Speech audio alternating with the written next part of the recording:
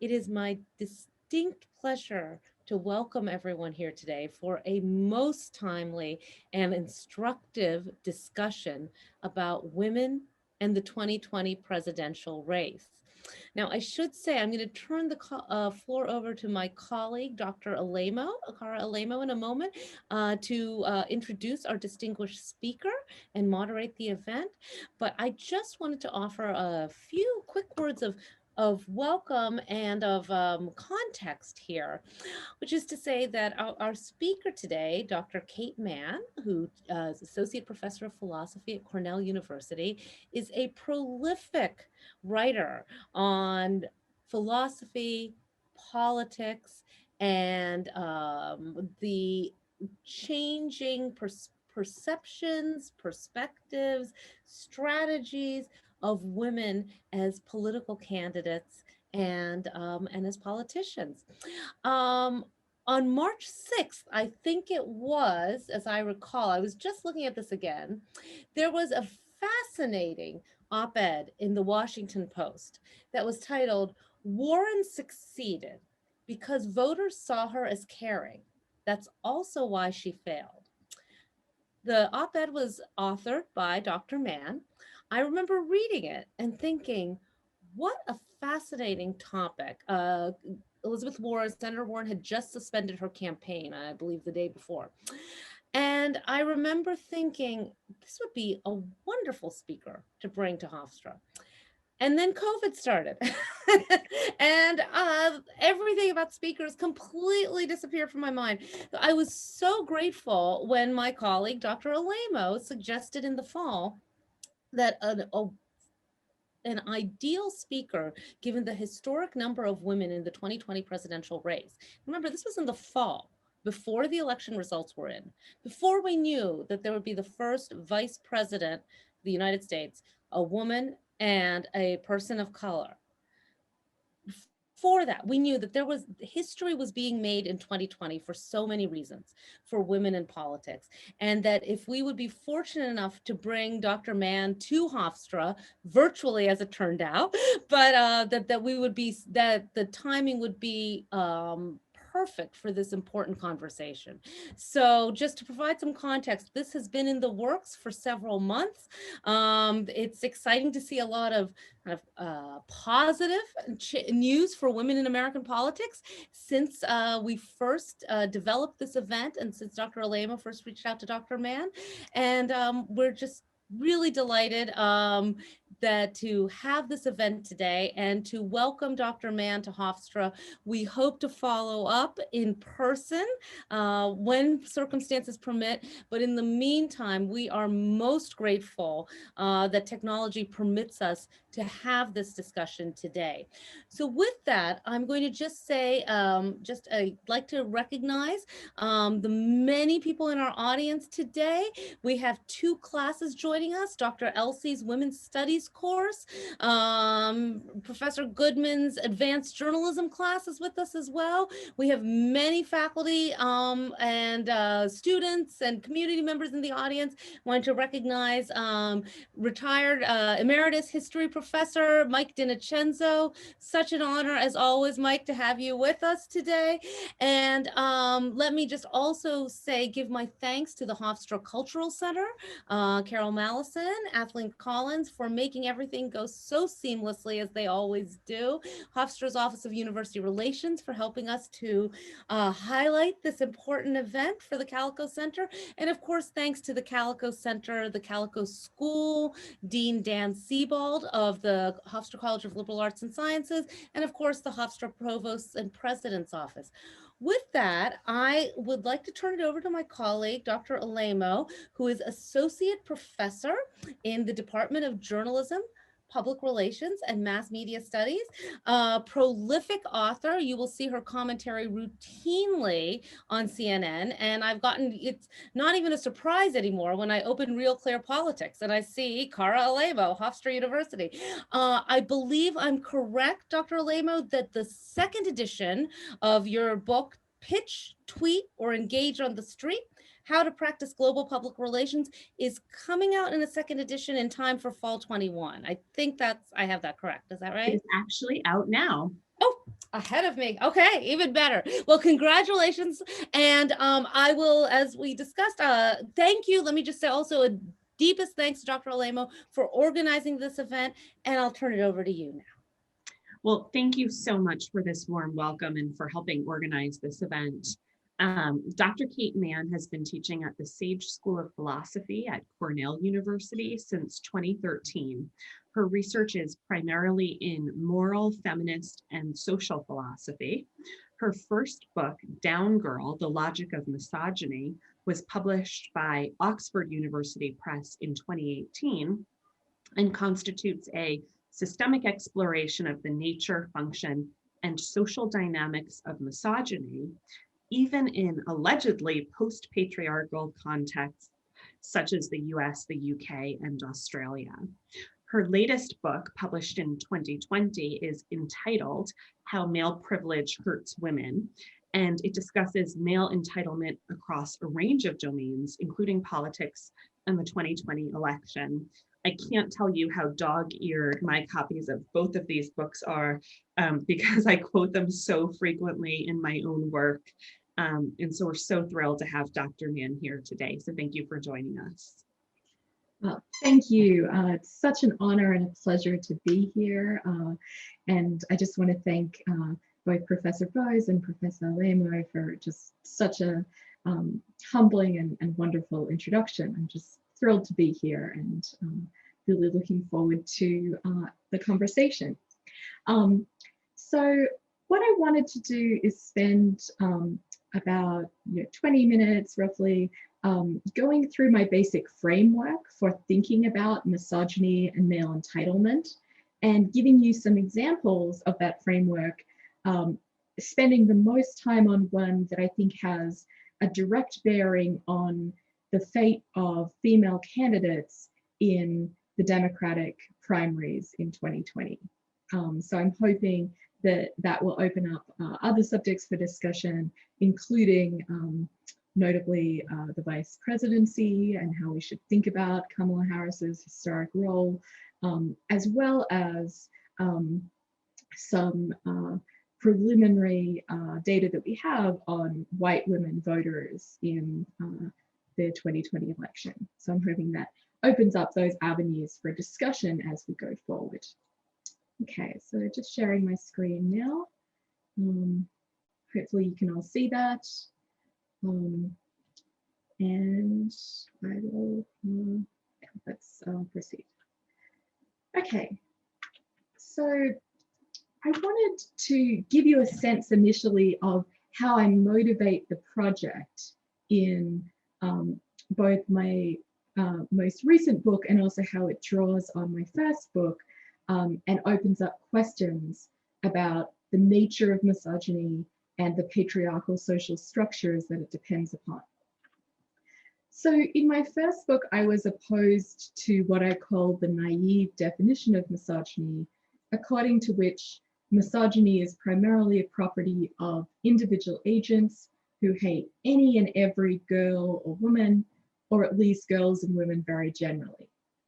So this is a definition that I take to be fairly common, though by no means universal.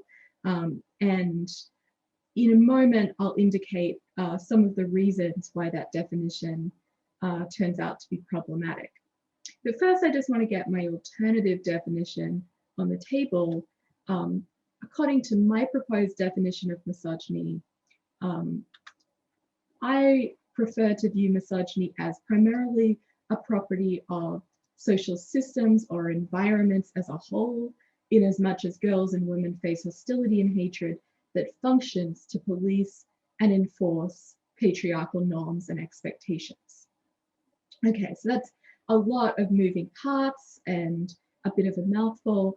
And so what I want to now do is turn to why the naive definition of misogyny has disadvantages and why I think my proposed definition of misogyny helps correct some of those problems.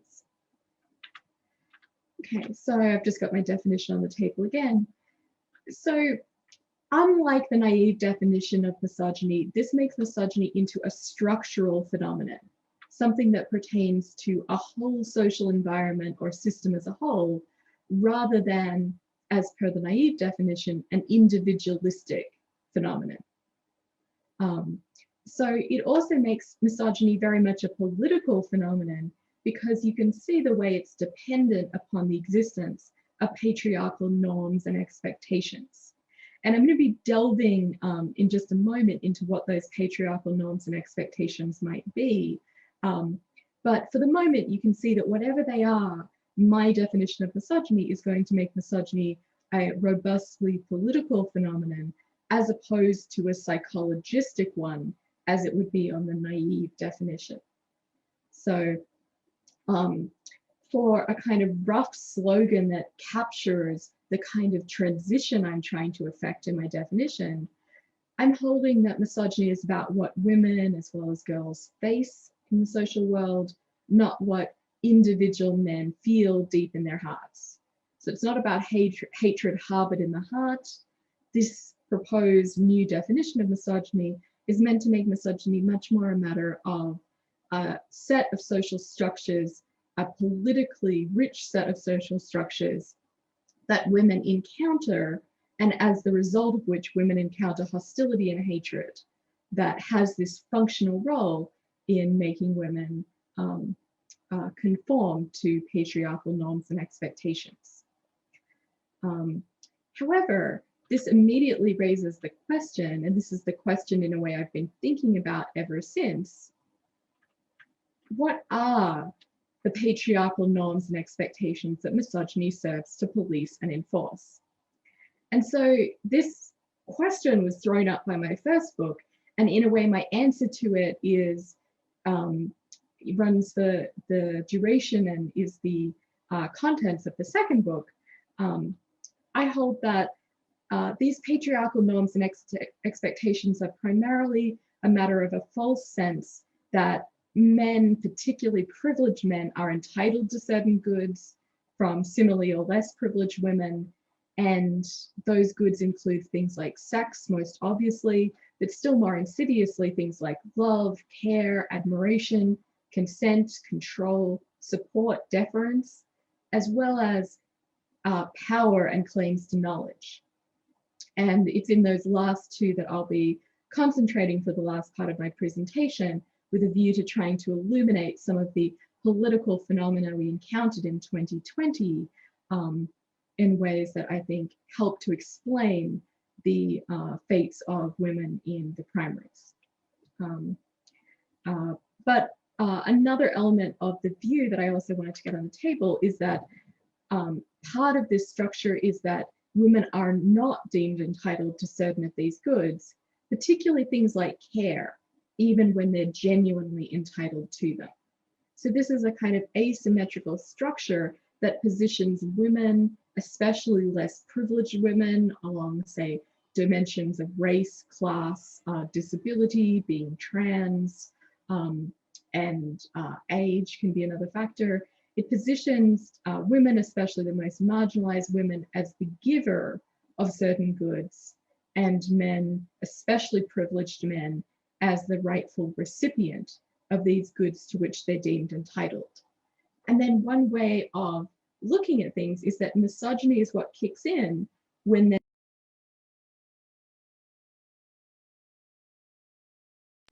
was muted. Can you all hear me okay? Okay. There's misogyny is what kicks in to police and enforce this system when there's a suspicion that women are evading their preferred social role as giver of these goods. So to anticipate, as I'll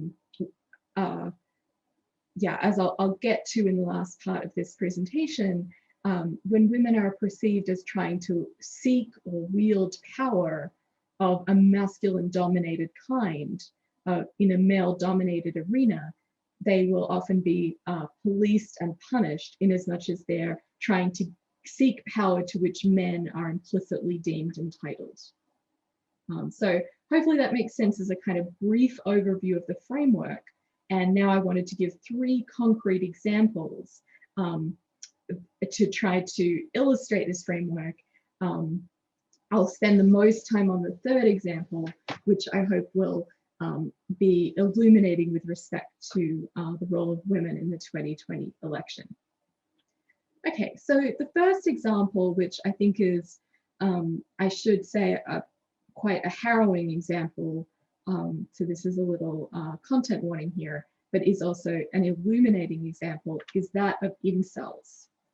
So incels, for those of you who haven't yet heard this term, is short for so-called involuntary celibate. And these are young, usually young, invariably cis, heterosexual men who embody a sense of entitlement to sex, but even more so, I believe, to care, love, affection, and admiration from women. So the most famous example and the kind of patron saint, for lack of a better term, for incels is this young man here, Elliot Rodger. So Elliot Rodger, age 22, was responsible for the Isla Vista killings in May 2014. And basically what happened is he uploaded these videos to YouTube, which declared that he was seeking revenge on the, quote, hot blonde sluts who had refused to have sex with him. He'd never actually approached these women. He had only stalked them from a distance, but his sense of entitlement to both their bodies sexually, but also their minds in terms of their affection and attraction and adoration, he felt so entitled to these things that he sought to wreak revenge on them for not seeking him out in order to give him these goods. So he said in this video that he uploaded to YouTube immediately before enacting these murders, he said, quote, "You girls have never been attracted to me. I don't know why you girls aren't attracted to me, but I will punish you all for it. It's an injustice, a crime. I don't know what you don't see in me. I'm the perfect guy." So you see in this passage a great deal of moralistic language that impugns these women as morally beyond the pale for not giving him all of the goods which he felt entitled to from some woman. No woman in particular, but from some woman. He went on to say, "Girls, all I ever wanted was to love you and to be loved by you. I've wanted a girlfriend, I've wanted sex, I've wanted love, affection, adoration. You think I'm unworthy of it? That's a crime that can never be forgiven." Again, I'm picking out these passages because of their incredibly moralistic language and also the way they address these women second personally. So they, address these women using the second person plural, you all, thereby establishing a kind of interpersonal connection with these women, as if they had directly owed him the things to which he felt entitled. So after uploading this final YouTube video, which was the final in a series of such diatribes, Elliot Rodger drove to UCSB, where there was a sorority house that he viewed as containing the hottest girls in the area. He banged on the door for between 1 and 2 minutes. He was denied entry. He had intended to annihilate a whole sorority house full of women. And when he was denied entry, he saw a few more UCSB students walking outside around the corner. He shot 3 of them, killing 2 of them, severely wounding another.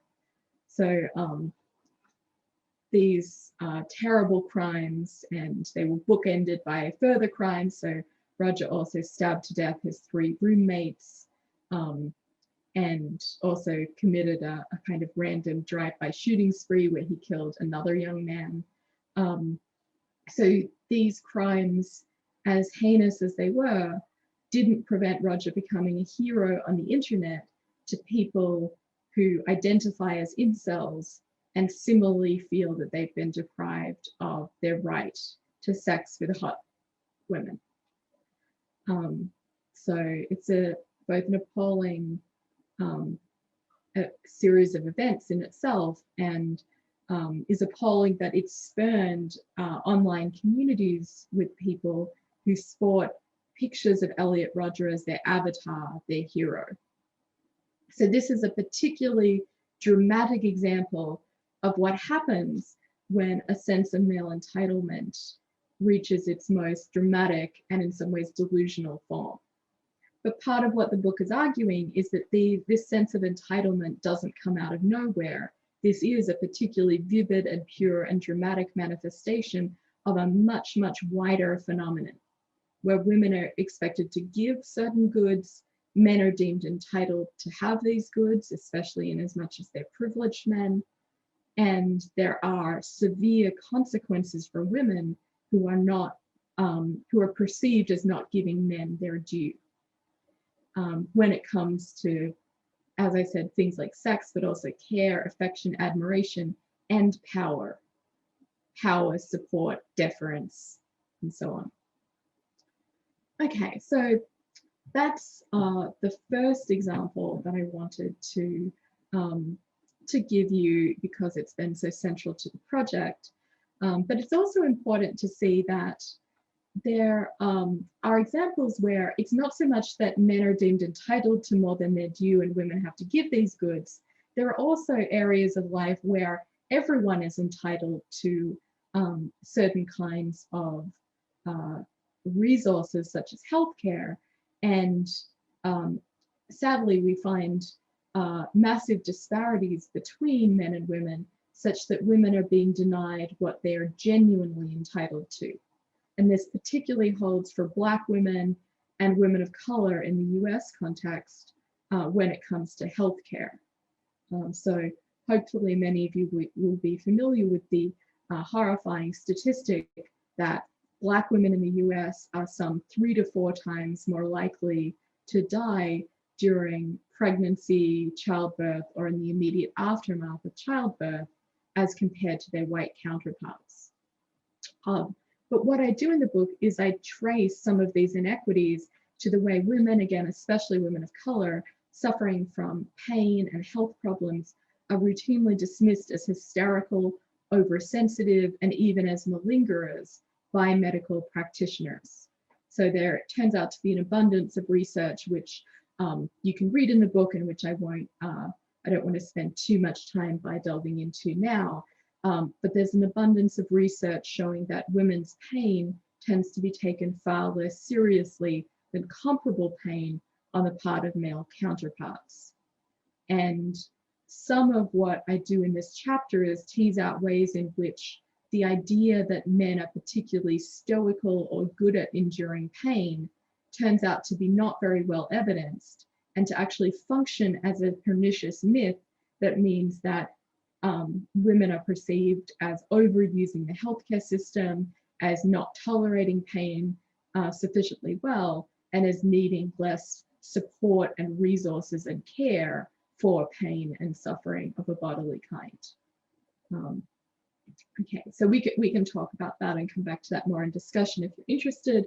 But what I try to do in terms of the framework of the book and applying this to this particular example is to trace these inequities to the pernicious sense that women are deemed obligated to provide care and not entitled to ask for it on their own behalf.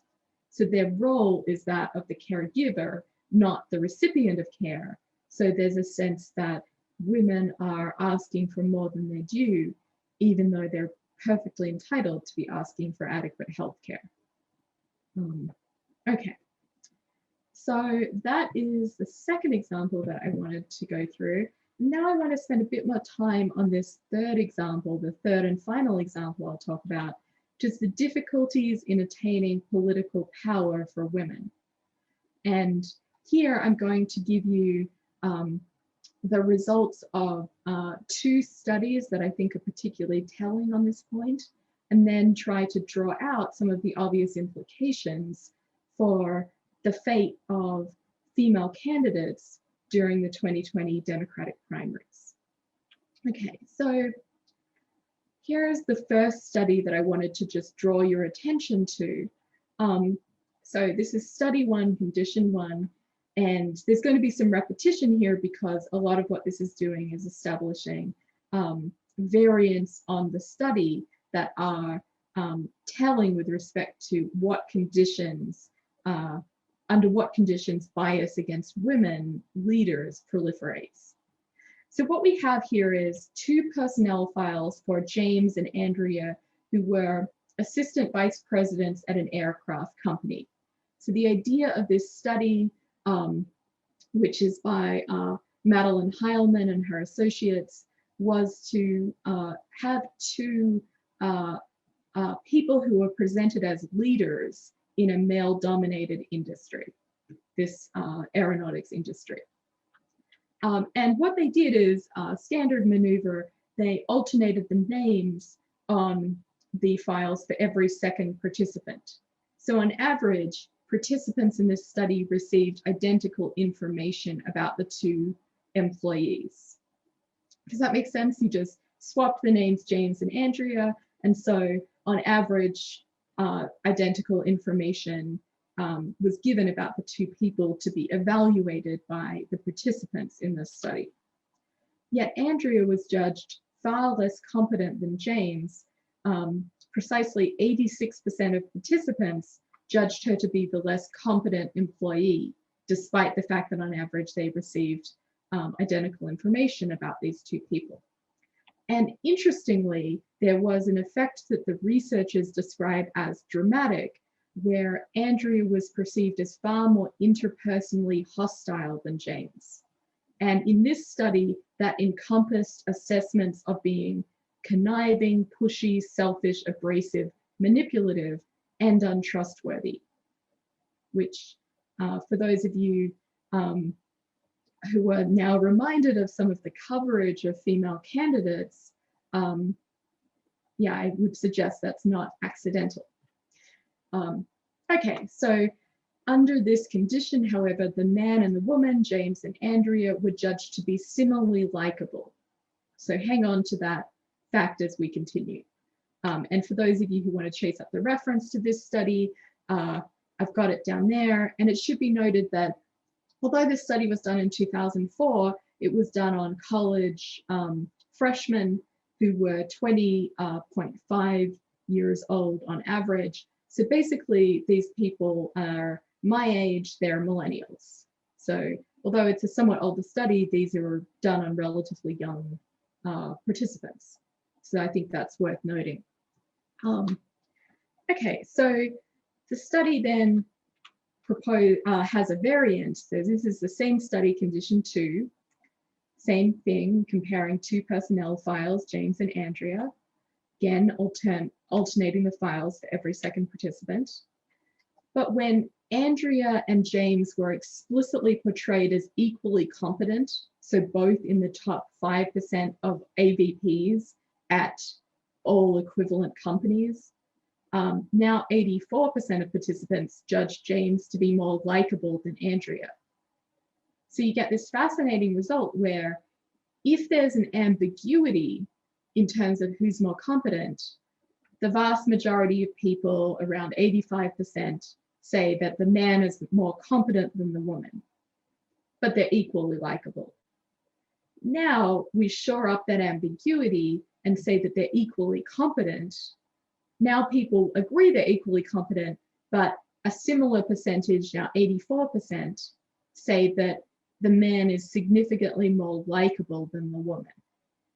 So you can see that this is, a roughly equal number of people are biased in favor of the man and against the woman in these conditions on the basis of either competence or likability, whatever is to hand.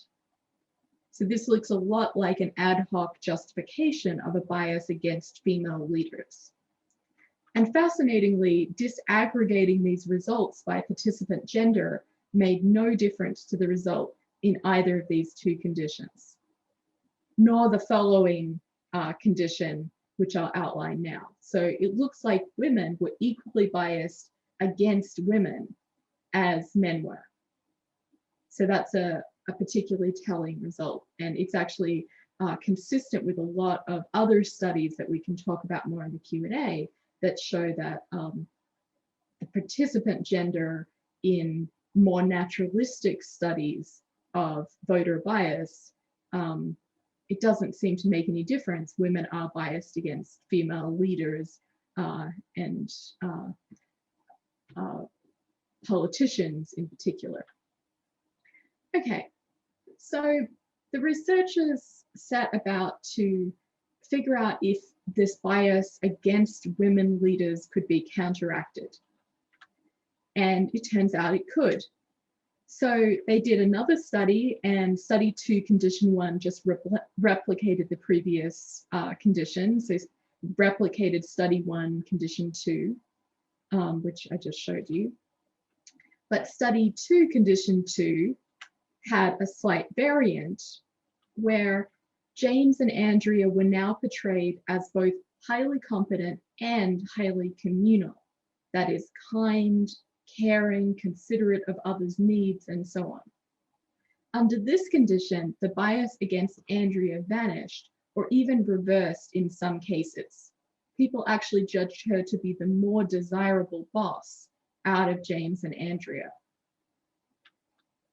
So the researchers drew the moral from this study that when it comes to accepting female leaders, it is possible, but it seems to happen under conditions where the woman is perceived as extraordinarily caring, communal, kind, and considerate of others' needs. And interestingly, that portrayal made no difference for the male leader. So this kind of portrayal of women as incredibly compassionate makes no difference for men under these experimental conditions. So you can see now why I've had this picture of Elizabeth Warren and Joe Biden up on the slides for the duration of this example. My suggestion, which I don't want to spend too much more time, I know I should wrap up pretty soon, but my suggestion about Elizabeth Warren is that she was extraordinarily popular for a moment, briefly becoming the front runner late in 2019, because she was perceived as an extraordinarily kind, caring, as well as competent leader. She was, for example, famous for taking selfies with constituents. She was famous for having a plan for everything. A meme proliferated on Twitter saying things like, Elizabeth Warren never holds anyone up at the Starbucks line. Elizabeth Warren shares public space and never pushes anyone out of the way on a subway. You know, all of these portrayals of her as this, and I think accurate portrayals of her as an extraordinarily communal person. However, what I suggest in my work on this topic is that perceptions of communality are a double-edged sword for women. They can give women a huge boost, but they're also highly vulnerable. So as soon as a woman disappoints anyone with respect to norms of care and being compassionate and considerate, my suggestion is that her popularity is likely to plummet, staked as it is on this very fragile perception of being hyper-communal.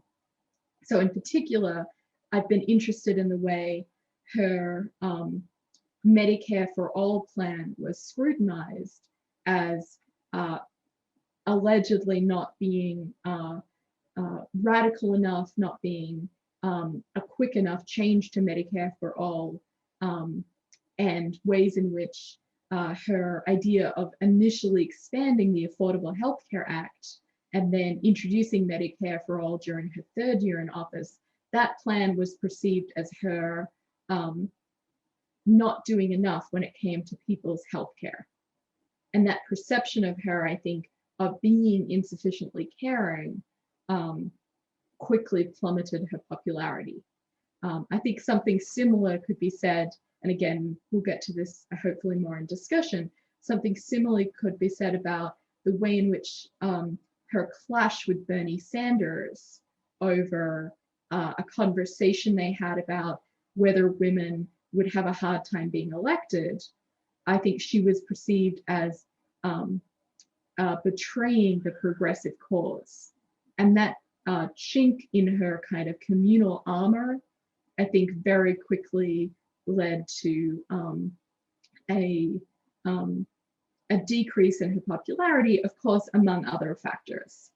So none of this is, of course, supposed to be a full-scale explanation of everything that happened in terms of Elizabeth Warren's popularity, but I do think it's interesting to trace the timeline when it comes to when exactly she fell from grace in terms of public perception, which does look to coincide, interestingly, with portrayals of her as not being all that she was cracked up to be in terms of a caring leader.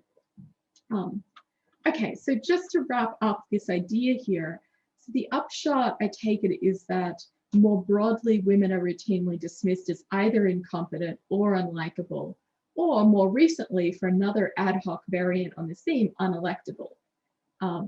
So as well as the kind of obvious thing to say that this is a manifestly self-fulfilling prophecy, I think the unelectability narrative is interesting to further examine and perhaps talk about, in as much as it portrays voters who wanted to vote for Elizabeth Warren, or for that matter, another woman who was similarly portrayed as unelectable. It portrays them as almost selfish for reserving their vote for the candidate they thought was the best one. And that narrative, I think, has a particularly pernicious effect on voters who are attracted to communal candidates. So that's speculative, but I think is worth considering as a hypothesis, the idea that the unelectability narrative, it's not just a self-fulfilling prophecy, it also portrays in an unflattering light people who are staking their vote on a candidate who is being portrayed as having a more difficult time getting elected due to a variety of reasons. Okay, so I just want to finish up here. So in my book, I trace these inequities to the pernicious sense that it's privileged men rather than women who are entitled to hold power unless that power is directly deployed under or in service of other people. And so one thing I would love to talk about in the conversation moving forward is the ways in which Kamala Harris's historic vice presidency is both historic and groundbreaking, but also has elements of being somewhat less threatening in as much as she's serving at the pleasure of a white male president. And so there is a kind of interesting ambiguity, I think, to explore there. Yes, it's an important role that is groundbreaking in many ways that shouldn't be underestimated. However, there are also ways in which her power has been rendered acceptable by the fact that it is in service of someone who is perceived as fully entitled to the power of that masculine coded male dominated position of the presidency. Okay, so just to round things out, so my goals in Untitled have been to expose male, especially white male entitlement in many, of course, by no means all of its forms, so we can recognize and resist it. Tried to argue that girls and women, as well as non-binary people, are often deprived of what they're genuinely entitled to, so that they might be able to claim it or seek it without punishment of a misogynistic nature. And finally, I want to encourage us all in this work to address the collective action problems, including voting for allegedly unelectable candidates. These collective action problems, if we don't solve them, it will enable misogynistic social structures to remain fully entrenched. Great, thank you. Wonderful, thank you so much. Well, we'll start with a few questions that we've prepared, and then we will open this up to the audience for questions around 12:20 or 12:25, if that's all right with you. Perfect.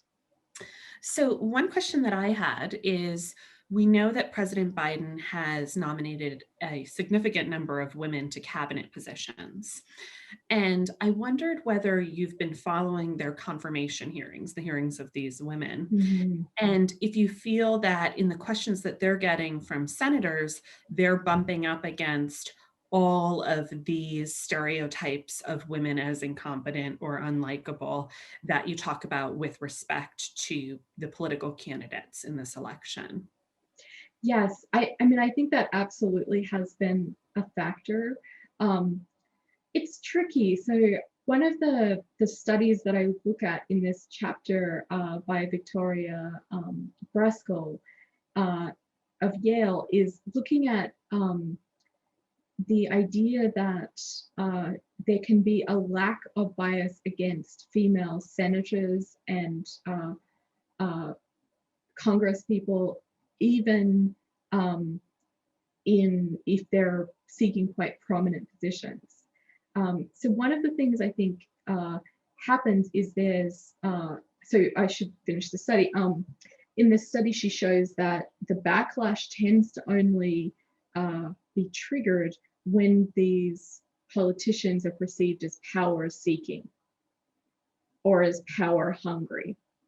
So I think although there can be discrimination against and bias against women for cabinet positions, it's a little bit ambiguous as to whether they're going to be perceived as on the kind of pushy or conniving model or on the more service-oriented model that can actually see women not facing any particular bias in as much as they're perceived as, yeah, perhaps embracing a communal role, even if it's also a leadership role.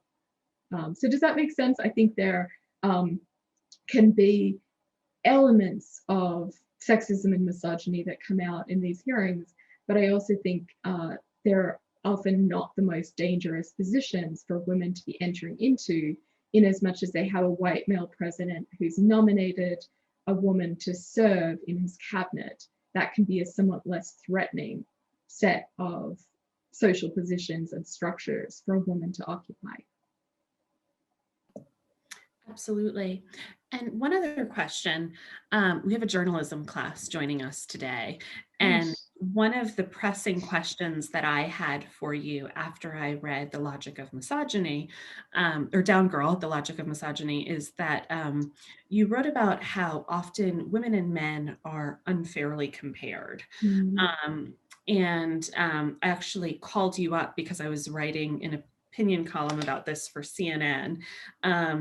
And I said to you, you say that women and men, liberals and conservatives, all sort of harbor these subconscious biases. In fact, you say in the book that even you yourself sometimes harbor them. Totally. And so what's the solution in cases where women are being portrayed unfairly? And you told me that one solution is to do candidate comparisons and look at a woman who's taking heat on a particular issue and ask yourself whether you would judge a man in just that same way. And I thought that that was an extraordinarily helpful explanation. And at the time, back in 2019, when we spoke about this, you used the example of the fact that Amy Klobuchar really sort of got a ton of negative publicity over this perception that she treated her staff unfairly. And you pointed out, and you've written about the fact that Bernie Sanders, in fact, was accused of essentially the same thing, but it didn't seem to get the same level of press attention as Klobuchar got for these sort of same allegations. And I just wondered if there's any other examples since we last spoke where you feel like journalists or the general public on social media looked at the female and male candidates and judged them differently for essentially the same thing. I know you spoke about Elizabeth Warren's healthcare proposal as one such example. Yes, thank you so much, Kara. I mean, I think there have been numerous examples of this kind. I'm actually just going to read an an excerpt from a story about Joe Biden. So Joe Biden's outward appearance of geniality and good humor belie a fierce temper behind the scenes, with the former vice president routinely lashing out at staff, a new report says. Quote, everyone who works for him has been screamed at, end quote, a former advisor told the magazine. The revelation about Biden echoed those reported about 2020 rival Amy Klobuchar, a Minnesota senator, shortly before she announced her presidential run in February. So that's just a quote from a piece in the Washington Examiner, which, I mean, it got absolutely no uptake. And despite the fact that these rumors about Joe Biden often being quite difficult to work with and quite hard on his staffers, they're very well known in Washington. And yet they have had absolutely no effect on his public persona as genial and good humored. Similarly, I mean, something similar, as I said, is true of Bernie Sanders. It's true of Beto O'Rourke. All of these men, there have been, documented evidence that they're often difficult, which is not so surprising. It's a stressful job, and I'm hesitant to be, to have a sort of definitive view on how genial we can expect politicians in the most high-pressured roles and when the stakes are so high. I hesitate to moralize apart from abusive actions towards staff that are, of course, completely unacceptable. But nonetheless, we judge women so more harshly for the same behavior. So the Amy Klobuchar salad eating with a fork, with a comb incident was both, sort of pruriently framed as to make her look as ridiculous as possible, but also it attracted so much attention. The New York Times broke the story, and it was very obvious to me in researching this chapter for the book that comparable New York Times pieces could have been written about Bernie, Biden, and Beto, and yet they weren't and wouldn't be. And I think that's really telling. And it sort of goes towards the point that for women to be perceived as having the least failure of care in some respect is a fatal flaw, whereas for men, it really doesn't make any difference. And their image as basically a nice guy kind of survives all of these reports of them losing their temper. Thanks. I have a quick question. I wanted to push back on the comment made by Carl. Sorry for muting that right now, but we're still in the discussion period. So we'll do some Q&A in a minute. So we'll get to that and we'll take questions in the chat at that point. So Dr. Alaimo, back to you. Thank you. Thank you both. So you mentioned this idea that not all female candidates are seen as power seeking, which seems to be a huge problem when it comes to attracting voters. And in your book, you also talk about other research which finds that one hypothesis for why some female candidates don't face the same biases and in fact get elected in Congress, for instance, is because there have been other women elected to Congress in the past. And therefore voters see women as a fit for the role, whereas there has never been a female president. And therefore voters don't see women as a fit for the role subconsciously as they're evaluating female candidates. And I wondered, you mentioned this idea that Kamala Harris might be seen as less threatening because she's ultimately serving Biden. But do you think that having a woman in the role of the vice presidency will start to train Americans and the world to see women as fit for the White House? I really hope so. I mean, I have to believe that for some segment of the population, it will make a difference to see a woman, especially a Black woman and an Asian American woman, in this new and historically groundbreaking role. Yeah, so it's not that I think that that won't make a difference to anyone. I guess I have two worries about it. One is that there can also be enormous amounts of backlash that are generated in response to that historically new role. And so I think it's important to make room for the possibility that, as well as generating a new sense of what's possible, it also generates a new wave of hostility, especially for Kamala Harris as a Black woman in that role. I think it will also generate, and has already generated, misogynoir, which is Moya Bailey's term for the intersection between anti-Black racism and misogyny in America. And yeah, the other element of it is, I think it's sometimes not so much that women in Congress, for example, and female senators are, there's some history there. It does help, but it's also perceived again as more of a service position, serving a particular constituency, whereas the presidency is perceived as the ultimate masculine coded authority position. And so I worry that there are going to be big gaps between any position and the presidency, especially in the US, when it's a position that isn't entered into because of being a leader of a party or forming a coalition government, but it's a horse race that involves two people going head to head for that ultimate male-coded authority position. So yeah, I think there will be some ground broken. There will also be some backsliding because of misogynoir. And I think there will be some considerable ground to make up before people are truly ready to accept women in the role of the presidency. I mean, just 51% of American men, for example, say they would not be very comfortable with a female president. And 41% of American women say the same. So a slim majority of American men and 41% of American women saying they'd be something less than very comfortable with a female presidency.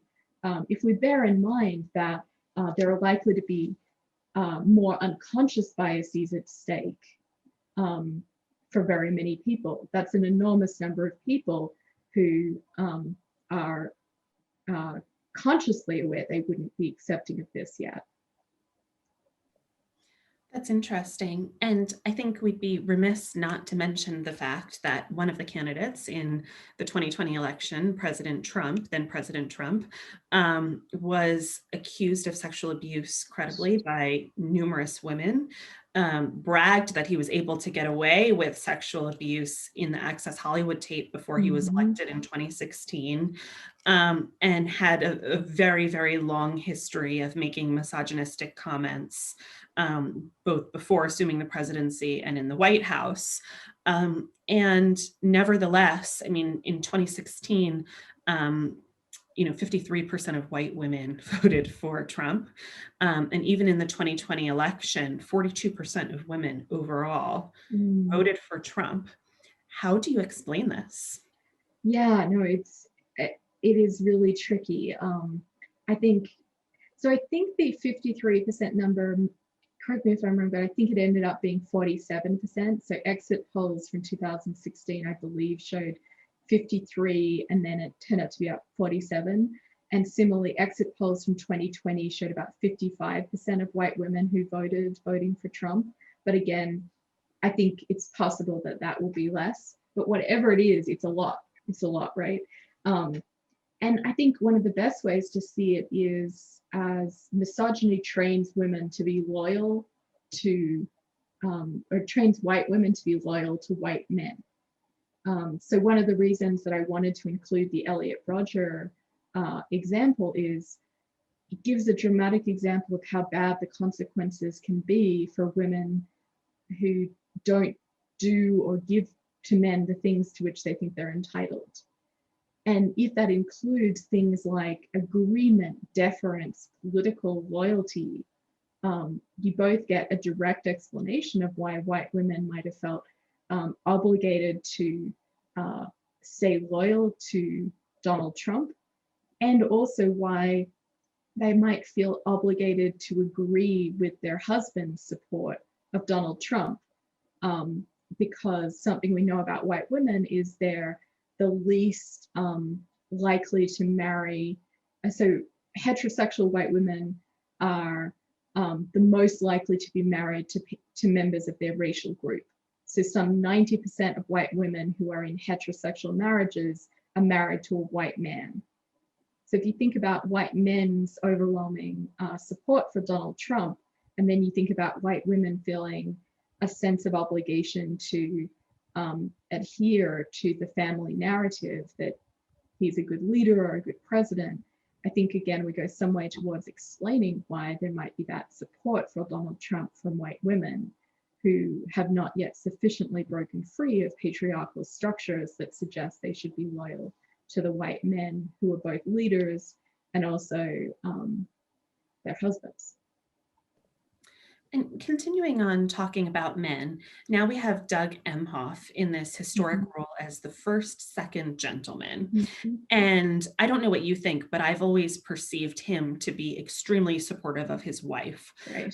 There was that tweet of him literally holding her up and supporting her when she dropped out of the primary. And not only his wife, but he was one of the first people to defend Jill Biden after the Wall Street Journal published an op-ed arguing that she should not use the doctor title that she has earned in the White House. And I wondered what you think about what opportunities he has to reshape perceptions of how men should support female candidates and women in office. Yeah, no, I love that point, because I think he has a terrific opportunity to reshape not only perceptions of how supportive men can be towards female politicians and leaders, but perhaps just women generally. So one thing I think we don't see enough of in society is calls for men not just to be active fathers, which we have seen more of those calls in recent years, but also to be supportive spouses and friends and members of their community, giving care to people who traditionally, historically would have been investing their care in the man in the relationship. And so that does, I think that is a grounds for some hope that modeling the idea of being a man who is in primarily a support role, that could really make a difference to it being perceived as an important and legitimate and meaningful thing to do, rather than as somehow emasculating or just even not an option. And if you don't mind, I'll squeeze in one last question and then Sure. turn it to Dr. Bose, who I know has a question as well before we open it to the audience. But of course, the 2020 election also took place in the context of a major crisis for women in America, and in particular mothers. The vast majority of people who've dropped out of the workforce are female. Women have been on the front lines of the service professions during the pandemic. And I think the thing that pretty much sums things up perfectly is the fact that the New York Times has created a dedicated phone line so that mothers can call in and scream because women are so stressed. During the pandemic, we were just talking about this before we began, but trying to balance kids out of school with the demands of our jobs and all of the stresses caused by the pandemic. And plenty of studies show that women have sort of taken on this role. And then, of course, this was all happening against the context of President Trump saying at a rally just before the election that he wanted to get husbands back to work. And I wondered what role, if any, you think this played in the outcome of the election. Yeah, that's really interesting. I mean, I think we're just beginning to kind of scratch the surface of the effects that the pandemic has had on women, especially women of color who have lost employment in just astonishing numbers due to the ways that we've seen, these women have been pushed into caregiving roles in ways that reflect both a lack of social support for caregiving, a lack of things like anything approaching universal or even accessible childcare, and also just an entitlement of men within heterosexual households to be the ones who are provided with care rather than the ones who give it. Yeah, I'm not sure. I think it would be just speculative on my part at the moment as to what role that played in terms of the election itself. But I certainly think it's a ripe area for research. Thank you so much. Can I turn this over to Dr. Bose? Thank you. Great. Okay, thank you. Thanks, Dr. Alaimo, and thank you, Dr. Manne, for such an instructive and thought-provoking presentation of your research. I have many questions. I'm going to ask one, and then in the meantime, I'll just say, as has been noted in the chat, we'll take questions in the chat. So if you'd like to, you may put a question in the chat box. You can direct it to me, to Dr. Alaimo, or you can put it into everybody, and then we'll give, ask Dr. Manne to answer. We only have at this point about 20 minutes, so we want to try to get through as many questions as we can. So again, if you'd like to compose a question and put it in the chat, feel free to do so. I'm going to ask one. Dr. Manne, I've been wrestling with this a lot because we've had many discussions over the past few years, but I would say particularly in the past year, of the question of systemic discrimination, whether it be based on race, ethnicity, gender. And I think that as I read a number of the essays that have been written, and as I heard how you were redefining misogyny, right, in your analysis, I've been thinking about how when we refer to systemic discrimination, and misogyny in this case, is the implication that there are historical patterns of discrimination, in many cases, sadly, up to the recent present, certainly into the 20th century and into the 21st, that our political institutions can address? Or is the statement of systemic discrimination is there a contention that the institutions themselves are inherently flawed in some way, for a number of reasons, that in fact the institutions need to be changed to address the problem? So it's a big question. I welcome your thoughts. Yeah, no, thanks. That's really interesting. I mean, I want to say both and. I think institutions can both have a role in addressing these kinds of systemic injustices while admitting that they're part of the problem. So thinking about, for example, to make things concrete, the institution of law, that's had an enormous salutary effect when it comes to addressing misogyny. I'm thinking of one paradigm case would be addressing sexual harassment, and making sexual harassment a kind of operationalized term that can be wielded by its victims in ways that allow them to combat it. And at the same time, of course, the institution of law is filled with rampant misogyny, both in terms of how it's practiced, and also sometimes in terms of the very structures that are exclusionary and derogating in certain ways. So I mean, this is in no way a full answer to an incredibly rich and complicated question, but my hope is that the institutions that are purveyors of systemic discrimination can both face their own role in it and play a role in eradicating it, both from the inside and in terms of broader social structures. Thank you. And I Thank know it was you. a big question, so I do thank you for taking it. I'd like to continue, but I'm going to defer now to our audience. Great. Dr. Well, I've received a question in the chat, so I'll read it. Great.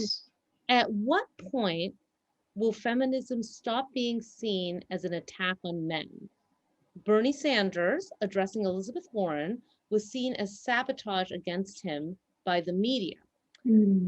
How has feminism worked against women being seen in leadership roles such as president? Yeah, I mean, I think it's much more a matter of when will men stop falsely perceiving themselves as attacked by feminism.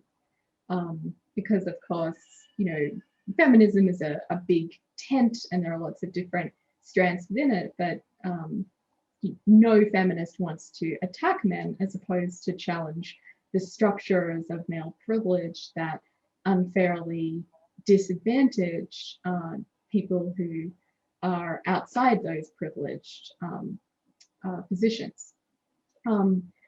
But yeah, I think the one way to think about it here is that when there's, for example, a clash between someone like Elizabeth Warren and Bernie Sanders, it's really interesting because what you find is that there's a symmetry between what they're saying. So she said that he said a woman couldn't win the presidency against against Donald Trump.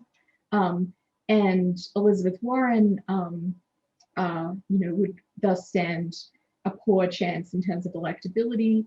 Bernie Sanders said that he merely said that Trump would weaponize sexism against Elizabeth Warren. So you have this symmetrical disagreement where they both hold that the other person isn't really giving the full flavor of the conversation. They basically give compatible snippets of a conversation and both hold that the other person isn't kind of giving the full story of what was said or what the upshot was. And yet she is perceived as attacking him and is then portrayed as a snake on Twitter. Snake emojis proliferate and she's perceived as venomous and sneaky rather than they're having a legitimate disagreement in terms of their memory of the upshot of that conversation. So that's a kind of way of epitomizing the way women in particular or feminism in general is perceived as an attack on men rather than there being legitimate points of disagreement and men often playing a role in those disagreements of being equally combative and equally questioning basic tenets of what feminism is saying, sometimes without adequate justification. I would reject the idea that this is about feminism as an attack on men or that feminism is working against women. I think that's probably a tendentious way of framing what's a much more symmetrical situation of there being disagreement that is then perceived as basically women's fault or feminism's fault. Thank you. Dr. Alaimo, did you want to add anything or? No, I don't have other questions in the chat. Do you? Yes, I do actually. I think so. We have we have a question coming from a student that I'll ask in a moment, but I'd like to turn to Dr. Elsie, whose Women's Studies class is joining us today. And Dr. Elsie, if you'd like to just unmute and ask your question, that would be great. Yeah, thank you so much for this talk. It was wonderful. And I appreciate the tie-in with the incels and the consequences to representation. That's not an easy bridge to explain, but it was great. My question is, as an historian in Change Over Time, the study you use is from millennials. And I'm wondering if you've seen any significant difference in how you think the generations perceive women leadership. Yeah, no, it's a question that I would love to know the answer to. I don't have an answer myself, but I very much share the question. In particular, I put it this way, in the run up to the 2016 presidential election, there was a huge amount of speculation that, of course, millennials were going to be less biased along the lines of gender against Hillary than their antecedent voters. And that turned out just not to be clearly the case. It turned out that many of these biases were as prevalent amongst millennials, who in some cases, in some areas of life, turned out to be even more biased. For example, we saw an increase in the number of millennial men who basically advocated that women play a traditional role at home as compared to their older counterparts. So I put it this way, I'd love to see that studied, and I'm not that optimistic that we'll necessarily see generational change. I would love to think it's the case, but we've been disappointed in this way before. Thank you. Thank you. Dr. Manne, I have 2 student questions and a question from a colleague. So I'm going to try to, we'll start reading them, we'll try to at least get through these 3 and maybe even a couple more if we can. One student asks, going to your thoughts on the feminist movement, what would you say about the men's rights movement that has emerged in response to the feminism movement? So fairly open-ended question. Let you take that as you'd like. Yeah, I mean, I think the men's rights movement is a kind of mixture of legitimate worries that feminists share. For example, men's rights activists can sometimes rightly point out that fatherhood isn't taken seriously enough by custody arrangements that default to giving women in heterosexual relationships custody. And I think there's a grain of truth to that.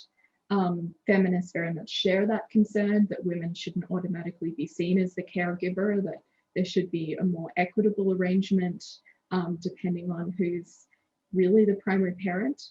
And I think, unfortunately, other facets of the men's rights activist movement are unfair resentments against the kinds of gains that women have made since feminism's inception.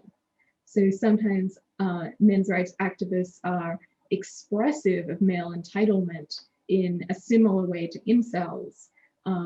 They express a sense of entitlement to women's bodies and minds, and to have traditional social arrangements that upheld male privilege and advantaged men in ways that are what men are used to, but are not what men are in fact entitled to. So those prominent anti-egalitarian strands in men's rights activism are very, very different from feminism, which is an egalitarian social movement. Thank you. Next question is, it's broad, and I think it addresses an interesting point. How would you say this, and I guess by this I would say the discussion of misogyny and treatment of women relates to an apocalyptic world based on beliefs? Not sure I understand that question. Yeah, I'm a little curious. I guess what I'm inferring from this, and if the person who sent the question would like to elaborate in the chat to me, you can do that, and we'll come to it in a minute. But actually, you know what? We have another question here, so let me just say the student who asked that, or the individual who asked that, if you just send me a follow-up, we'll come back to it in a minute. I think I know where it's going, but I'll let the person follow up. A question that came in the chat to everybody is from one of my colleagues, Dr. Andrea Labresco in the School of Education. Thank you, Andrea, for joining us.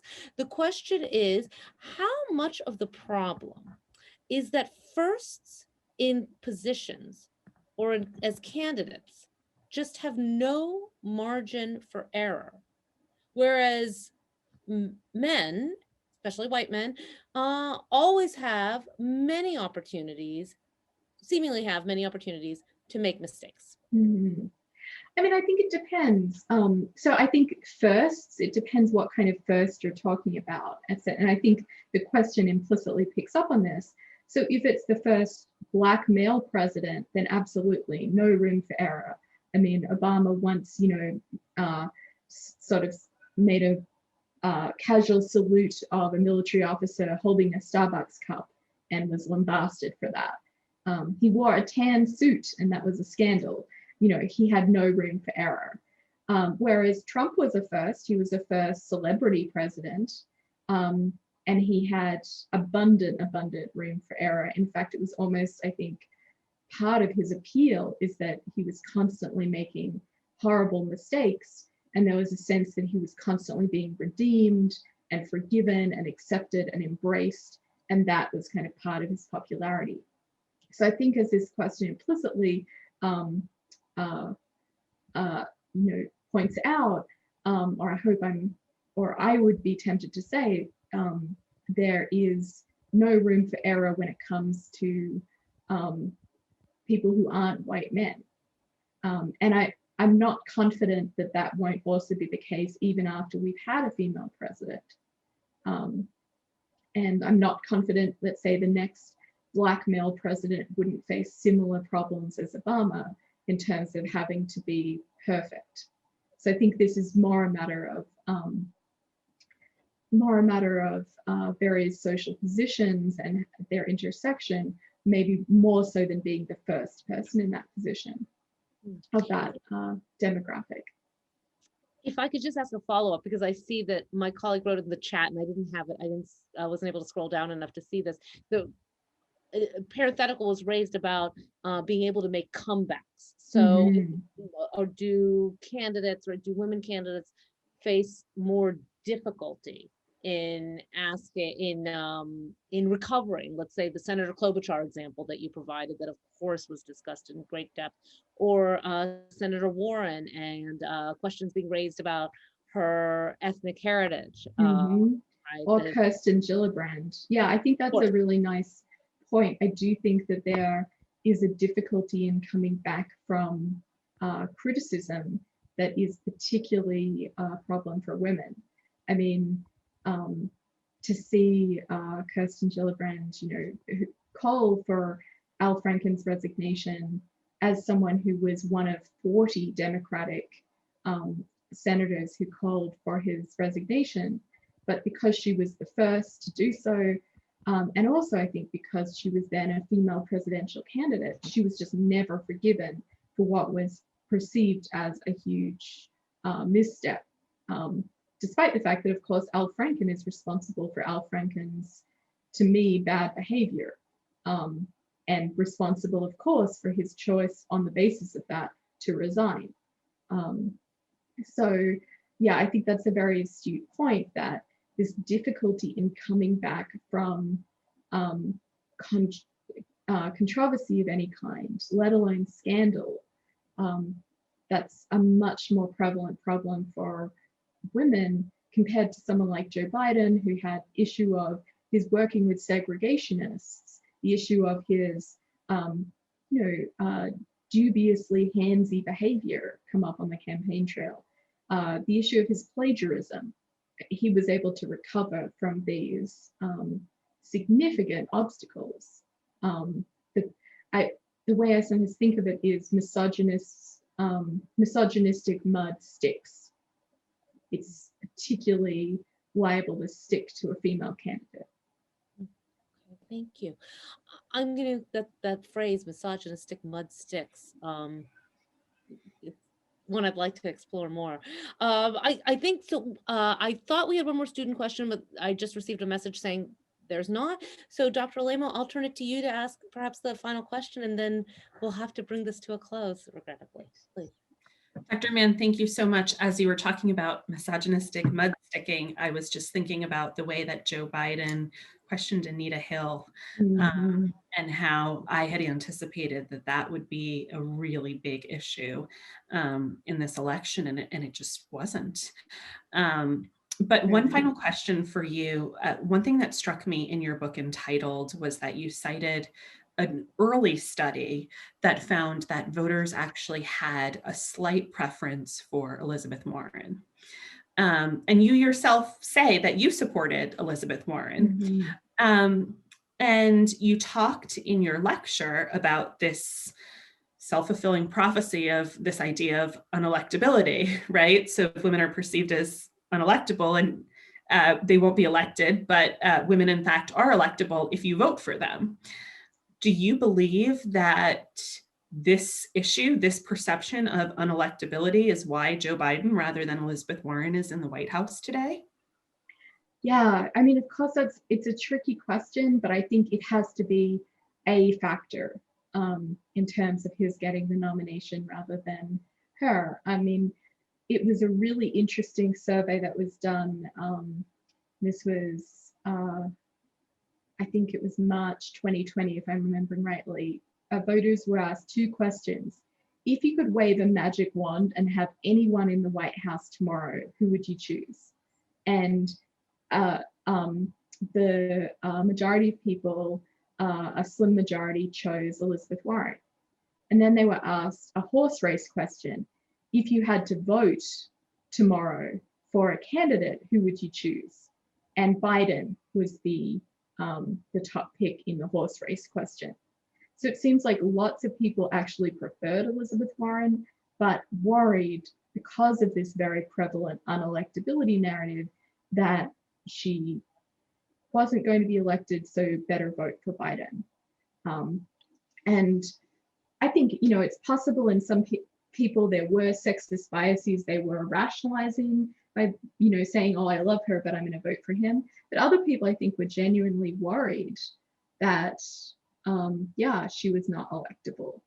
And so cast their vote for Biden despite a genuine preference for her. So I think, I do think that that was a factor, certainly in seeing her do so poorly in the primaries. I mean, even coming in 3rd in her home state of Massachusetts.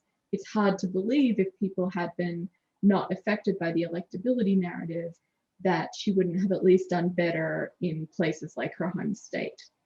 So I do think that decreased support for her pretty markedly. That's my hunch. Thank you so much. And I will turn this back over to Dr. Bose. Great. Thank you, Dr. Alaimo. And let me just take this moment to thank Dr. Alaimo for moderating such an instructive discussion. Really, my only regret today is that we can't continue this over a luncheon or a seminar with our students and colleagues as we would typically do. And so I hope, so Dr. Alaimo, thank you for organizing and hosting this event. I do hope that we'll be able to continue and bring Dr. Manne to Hofstra in person. Sometimes that could be a little more tricky, but we would like to do that. Let me just say, Dr. Manne, Kate, how informative and enjoyable this discussion was. I wish we had more time. I know we would have small group sessions here. We greatly appreciate in your busy teaching, research, writing, commentary schedule, taking the time to join us today. Let me just say to the audience that this event the recording will be available on Hofstra's website soon. There was a piece that was cited by Dr. Labresco about second chances in the chat. Please do take a note of that if you'd like. And please join me in thanking Dr. Manne for such an instructive and enjoyable conversation. Thank you so much, Dr. Manne. Thank you so much for having me. My absolute pleasure. Thank you very much. And thanks to everyone for joining us today, Dr. Elsie's class, Professor Goodman's class, and everyone in the audience, Dr. Labresco, Dr. DiNocenzo. It's really been such a delight to have everyone here today. We have more snow on Long Island. I'm just looking out my window. Everyone stay safe if you're heading out, and look forward to continuing the conversation soon. Kate, maybe it's good that it's on Zoom today. We wouldn't want you to be stranded here in this unbelievable winter. Thank you, everyone. Thanks so much. Dr. Manne. Thank you.